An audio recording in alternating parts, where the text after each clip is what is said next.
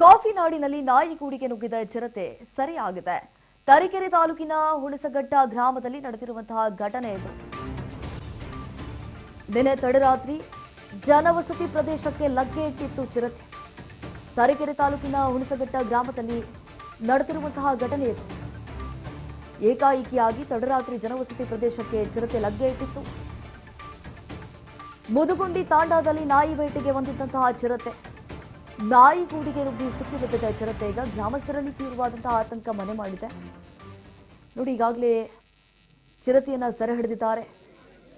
ಸ್ಥಳಕ್ಕೆ ಪೊಲೀಸರು ಕೂಡ ಆಗಮಿಸಿದ್ರು. ಅರಣ್ಯ ಇಲಾಖೆ ಅಧಿಕಾರಿಗಳು ಕೂಡ ಧಾವಿಸಿ ಕೊನೆಗೂ ಚಿರತೆಯನ್ನ ಸೆರೆ ಹಿಡಿಯುವಲ್ಲಿ ಯಶಸ್ವಿಯಾಗಿದ್ದಾರೆ. ಶಿವಮೊಗ್ಗದಿಂದ ಬಂದಂತಹ ಅರವಳಿಕೆ ತಜ್ಞರಿಂದ ಸೆರೆಯ ಕಾರ್ಯಾಚರಣೆ ಕೂಡ ಈಗಾಗಲೇ ಸಕ್ಸಸ್ ಆಗಿದೆ. ಸುರಕ್ಷಿತವಾಗಿ ಚಿರತೆಯನ್ನ ಸೆರೆ ಹಿಡಿದಿದ್ದಾರೆ. ಈಗ ಅರಣ್ಯ ವಲಯದಲ್ಲಿ ಆ ಚಿರತೆಯನ್ನ ಬಿಡಲಾಗಿದೆ.